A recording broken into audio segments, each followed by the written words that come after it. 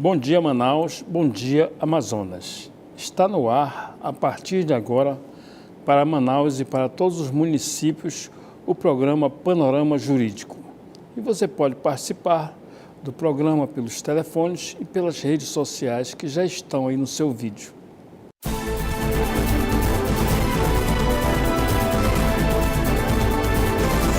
O estudo dos direitos políticos é importante porque esses direitos são vistos como garantias reconhecidas aos brasileiros para que possam participar da vida política do país. Conforme dispõe a Constituição Federal de 1988, os direitos políticos disciplinam as diversas formas de o cidadão se manifestar, dentre as quais é possível citar a soberania popular, que se concretiza pelo sufrágio universal, pelo voto direto e secreto e por outros instrumentos.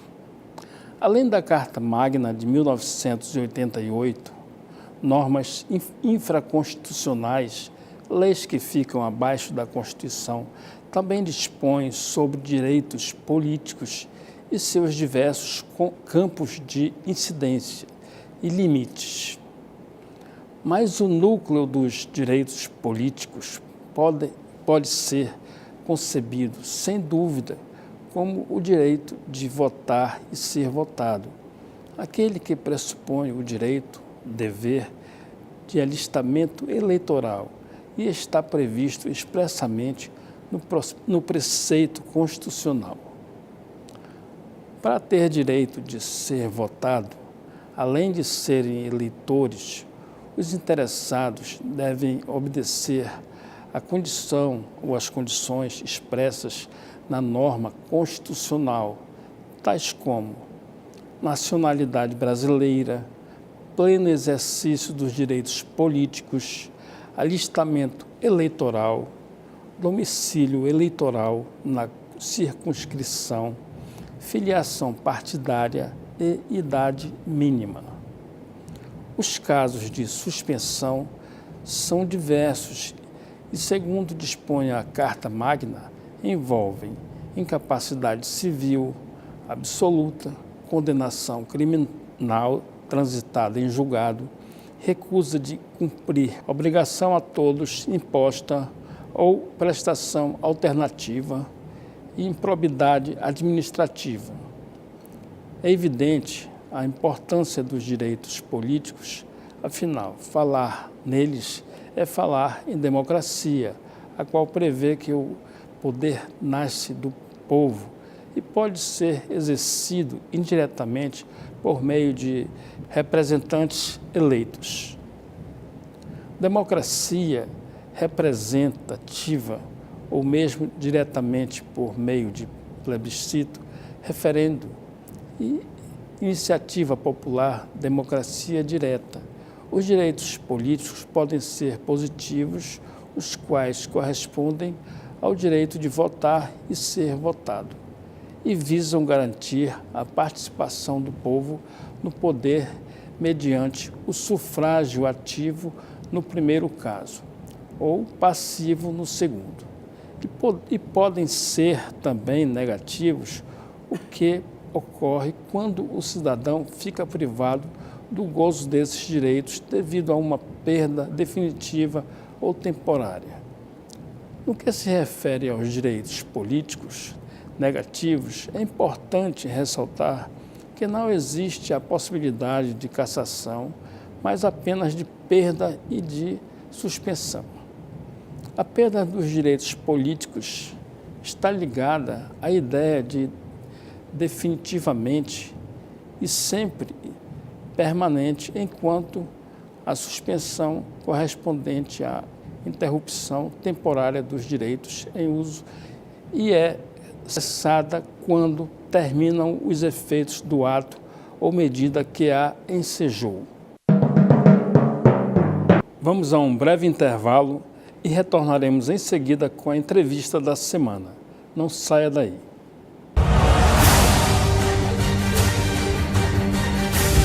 Tuberculose existe, mas tem cura. Apoie quem tem a doença. Ninguém merece perder o fôlego por causa dela.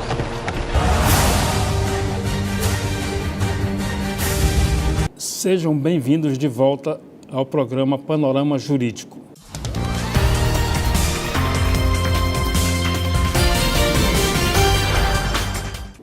E hoje o nosso entrevistado é o Dr. Yuri Dantas Barroso. Ele é graduado em Ciências Jurídicas e pós-graduado em Direito Tributário e Legislação de Impostos pelo Centro Universitário de Ensino Superior do Amazonas. É professor de Direito Eleitoral da graduação da Faculdade de Direito da Universidade Federal do Estado do Amazonas, UFAM. É professor da pós-graduação de Direito Eleitoral do CIESA e da Escola Superior da Advocacia. Atua na área do direito com ênfase em direito tributário, financeiro, constitucional e direito eleitoral, principalmente nos seguintes temas: contencioso e consultivo, tributário, administrativo, financeiro, constitucional e eleitoral. Muito bom dia, professor. Obrigado pela sua presença aqui no Panorama Jurídico. Sabemos que o senhor é muito ocupado, mas dispôs de um tempinho aqui para ter essa oportunidade de transmitir seus belíssimos conhecimentos ao nosso público de casa. Eu que agradeço, professor Eliezer, o convite e não poderia deixar de participar em razão da proeminência do programa, da aceitação que ele tem na comunidade jurídica, o que muito me honra, portanto, de ter a chance de fazer parte, né, dessa brilhante carreira que o programa vem tendo aí. Obrigado. Professor, sabemos que o país precisa de uma reforma política. Está havendo já um grande movimento quanto à reforma trabalhista, a reforma da Previdência, já está em andamento avançado, mas não temos observado um movimento muito grande do governo e dos parlamentares em relação a essa reforma política, que sabemos que ela é muito importante. Na sua opinião, se houver essa reforma política, quais seriam os pontos importantes que o senhor poderia sugerir para serem mudados? Bem, veja, de fato, nós temos aí uma série de reformas em andamento. E eu até acho que a reforma política é uma dessas reformas. Nós tivemos aí diversas propostas, tanto de emenda à Constituição, quanto de modificação da legislação infraconstitucional, tocando esses temas. Nós temos por aí, por exemplo, a proposta de acabar com a reeleição, nós temos a proposta de modificar a forma de eleição dos candidatos proporcionais. Hoje em dia, nós temos um modelo e se pretende implantar aí o voto distrital misto, a discussão sobre lista aberta, lista fechada, sendo a lista aberta aquela lista que é composta pelos eleitores e a lista fechada é a lista fechada apresentada pelo partido dos candidatos e o eleitor vota nessa lista. Enfim, então eu acredito que nós até tenhamos em andamento algumas propostas sobre reforma política. Se essas propostas elas serão suficientes, me parece que aí é uma discussão muito mais prolongada, não é?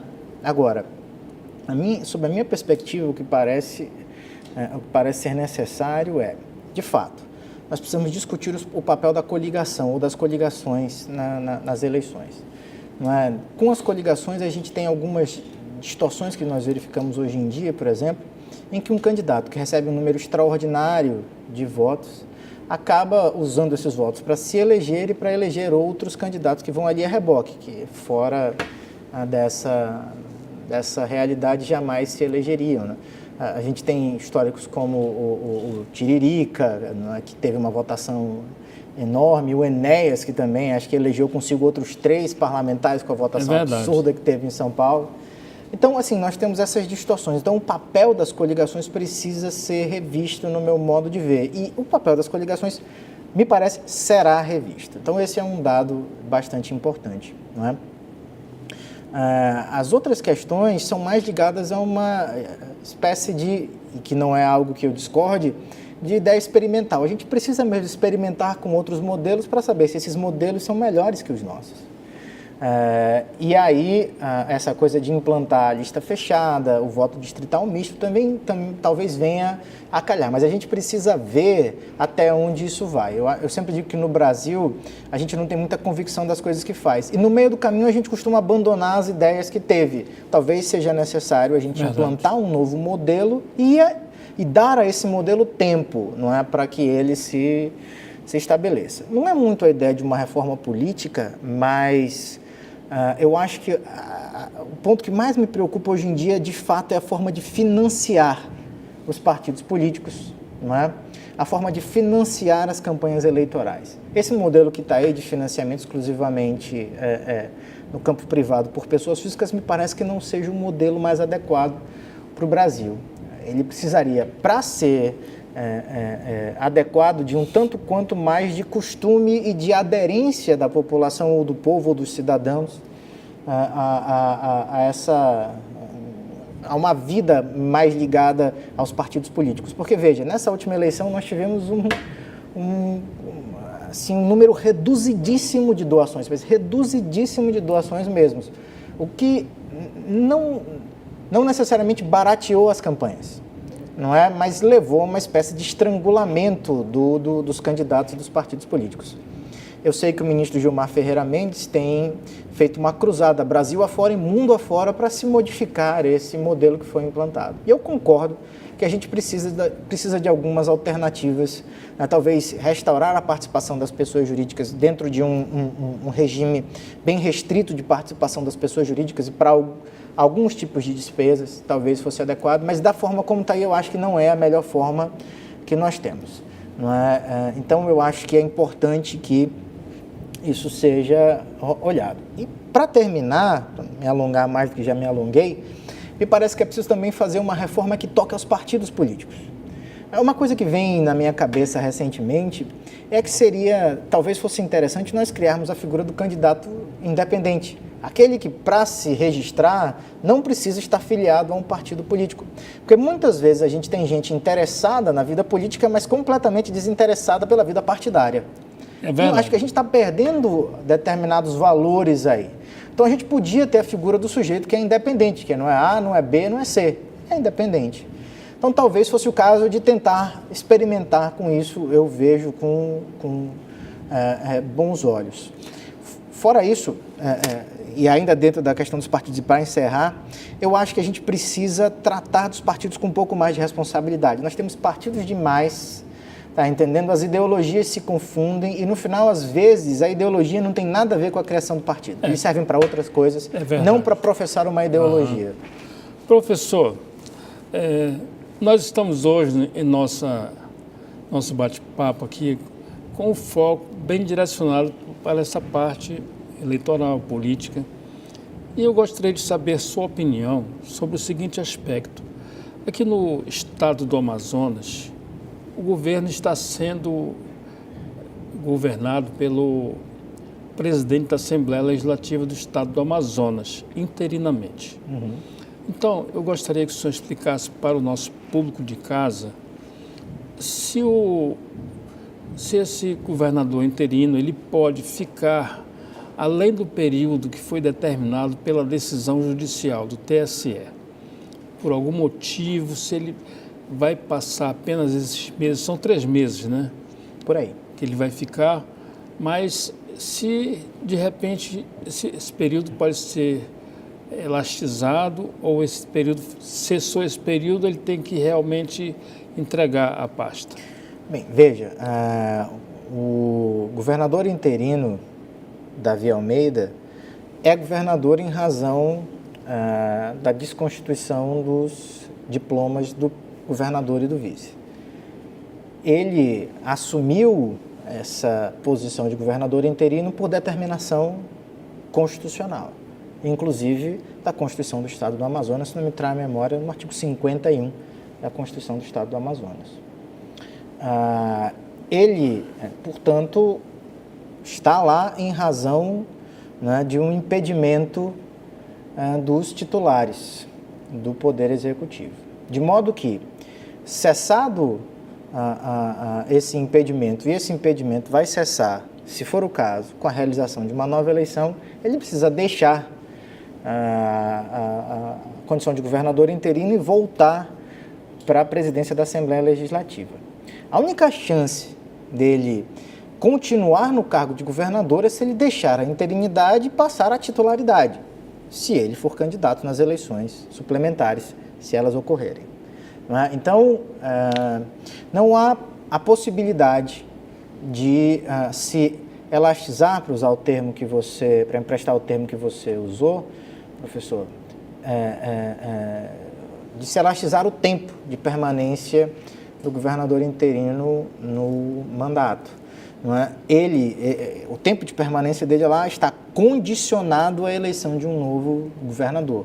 Se essa eleição demorasse 120 dias, ele lá ficaria 120 dias até a diplomação e posse. Se a eleição, a eleição, diplomação e posse demorassem 20 dias, ele ficaria lá 20 dias. Professor, se essa eleição for direta ou indireta, porque o senhor sabe que uma eleição direta vai ser um custo elevadíssimo, 37 a 40 milhões de reais que o governo vai ter que custear para realizar essa eleição.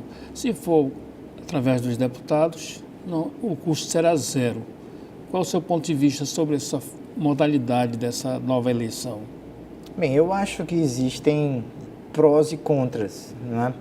De fato, essa questão do custo, evidentemente, depõe contra uma eleição direta. Mas a homenagem ao princípio democrático depõe a favor. Né? E eu sempre costumo dizer que o princípio democrático está lá no centro do nosso ordenamento jurídico. É de lá que emana tudo mais. E se a gente examinar o que prescreve a Constituição e o que prescreve a lei eleitoral, a gente vai invariavelmente chegar numa encruzilhada. Não é? Nessa encruzilhada, a gente tem a Constituição dizendo que, depois do segundo ano de mandato, a eleição se fará de forma indireta, portanto, pela Casa Legislativa responsável. E aí, os requisitos de elegibilidade, os requisitos necessários para o sujeito se tornar candidatos serão definidos em conjunto pela legislação eleitoral e pela Casa Legislativa. Mas o colégio eleitoral é só dos legisladores. E de outro, a legislação infraconstitucional eleitoral, dizendo que até 3 anos e 6 meses de mandato, a eleição far-se-á de forma direta. E nos últimos 6 meses, de forma indireta.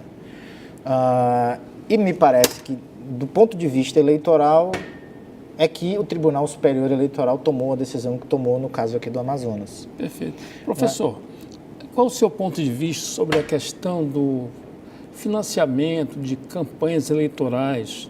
Se tornou um pouco difícil agora para os partidos.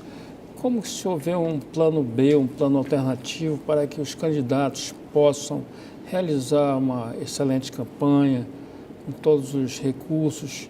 Como o senhor está vendo esse momento agora para os candidatos, os partidos, terem esses recursos para as campanhas eleitorais? Como eu havia falado antes, me parece que essa questão do financiamento de campanha é um ponto fundamental a ser discutido em qualquer reforma do nosso modelo. E a forma atual não é uma forma que me agrada, embora essa não seja uma opinião, digamos assim, um tanto quanto popular. Me parece que não era necessário retirar as empresas do campo dos financiadores de campanhas eleitorais. Eu sei que a gente vive um momento em que ficou razoavelmente comprovado a existência de Caixa 2, forte influência do poder econômico, sobretudo por empresas, para interferir realmente na forma como o resultado das eleições é obtido. Mas o que eu acho que nós precisamos não é de tirar as empresas do jogo, é de controlar a atuação delas, controlar como elas financiam, o que elas podem financiar, até onde esse financiamento pode ir. Né? Para legalizar. Exatamente. E me parece que quando o Supremo Tribunal Federal decide que as empresas não fazem mais parte do campo dos financiadores, o que eles fazem é colocar, de alguma forma, esses entes à margem da lei e fazer com que a Justiça Eleitoral volte os seus olhos, porque está proibido, para outras questões. E eu acho que isso não teve o condão, não é? Eu não tenho nenhum dado prático, mas acredito que não teve o condão de efetivamente afastar a participação das empresas. Só que isso agora ficou aí numa zona cinzenta. Então, talvez fosse muito melhor permitir que as empresas doassem, obedecendo critérios rígidos, não é, de fiscalização, obedecendo parâmetros sobre o quanto poderia ser doado e o que poderia ser custeado pelas doações de empresas. O candidato poderia não receber recursos, mas o partido poderia. O partido poderia receber recursos para as atividades A, B, C e D, tá entendendo? As outras atividades, daí até o final, não seriam custeadas por pessoas jurídicas, mas o fato é que relegar o financiamento apenas, não é, às pessoas físicas, em parte, e em outra parte ao poder público, não é satisfatório. Eu também, só para encerrar, não concordo que o financiamento seja exclusivamente público, não é? Eu acho que essa atividade, a atividade político-partidária, as eleições são de fato muito importantes, mas isso não justifica, não é, a criação de uma despesa monstruosa do país para custear isso. Eu acho que isso precisa ficar nas mãos dos entes privados também, tanto pessoas físicas quanto pessoas jurídicas. Ótimo, perfeito. Professor, eu gostaria que o senhor desse uma explicação para o nosso público de casa, que está gostando muito da sua entrevista, estou recebendo aqui inúmeros e-mails. Eu gostaria que o senhor informasse, explicasse bem quais são as consequências jurídicas, de um modo geral, sobre uma cassação. Quando há uma cassação, nós sabemos que o político ele fica inelegível por 8 anos, dentre outras consequências. O senhor poderia explicar isso melhor? Em primeiro lugar, não é possível generalizar. Nem toda cassação resulta em inelegibilidade. Certo. Isso aí que eu gostaria que o senhor explicasse bem. Pois é. Numa ação de impugnação de mandato eletivo, a cassação de mandato não resulta em inelegibilidade. O sujeito pode não concorrer na eleição suplementar decorrente da anulação das eleições, da qual ele participara anteriormente, mas daí em diante ele pode concorrer a todas as outras. De fato, a ação de impugnação de mandato eletivo, portanto, não resulta em inelegibilidade. Nos outros casos, como por exemplo no caso da ação de investigação judicial eleitoral, a discussão sobre abuso de poder econômico, abuso de poder político, não é, uso indevido dos meios de comunicação social, a compra de votos, etc., aí sim há inelegibilidade. Não só existe a desconstituição do registro do diploma, o sujeito efetivamente perde o mandato, para a gente falar português claro, né? Mas também há a implicação da inelegibilidade. E essa inelegibilidade retroage até a data da eleição.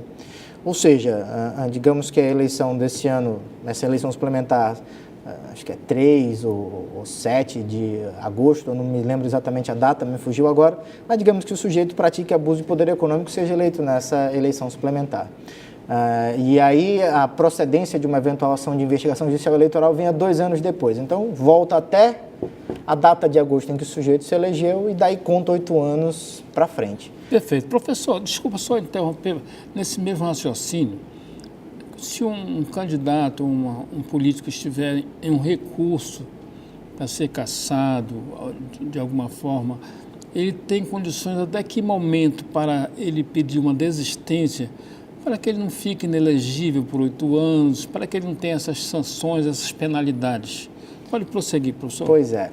Veja, se o sujeito for processado por qualquer desses instrumentos eleitorais aí, que me referi a AINE, a AGE ou a representação por captação ilícita de sufrágio, ele meio que se vê numa situação complicada, porque como o direito eleitoral disciplina matéria indisponível, não é, há na jurisprudência e na doutrina indicativos de que sequer quem propõe a ação pode desistir. Então, se quem propõe a ação não pode desistir, imagina, é possível imaginar também que o devir e o fechamento, né, o encerramento do processo virá de qualquer forma. Então, veja, se o sujeito é cassado, não há como ele escapar da inelegibilidade, a não ser que ele não tenha dado causa ao fato que gerou a cassação. Por que eu digo que não há como escapar da inelegibilidade, primeiramente? Porque a lei da ficha limpa, que alterou a Lei Complementar 64 de 90, diz que a inelegibilidade vem com o trânsito em julgado ou com a decisão colegiada. Então, se o sujeito escolhe não recorrer, transita em julgado. Se ele escolhe recorrer e se submete a uma decisão colegiada que confirma a decisão de cassação, ele também está inelegível. Está inelegível das duas formas. Agora, como a inelegibilidade é, digamos assim, um estado personalíssimo, ela não se comunica entre, por exemplo, o titular e o vice da chapa. Se o vice não deu causa ao evento que gerou o abuso de poder e, portanto, a aplicação da inelegibilidade, ele não pode ser colocado nesse estado, que é o estado de inelegibilidade. Então, ele se salva. Quem deu causa é que vai ficar inelegível. Isso pode acontecer também se foi o vice que deu causa ao abuso de poder e não o titular da chapa majoritária. De maneira que a inelegibilidade pode não alcançar os dois, dependendo, claro, de quem tenha sido o causador do ato que gerou o abuso. Meu mestre, chegou aqui uma pergunta das redes sociais.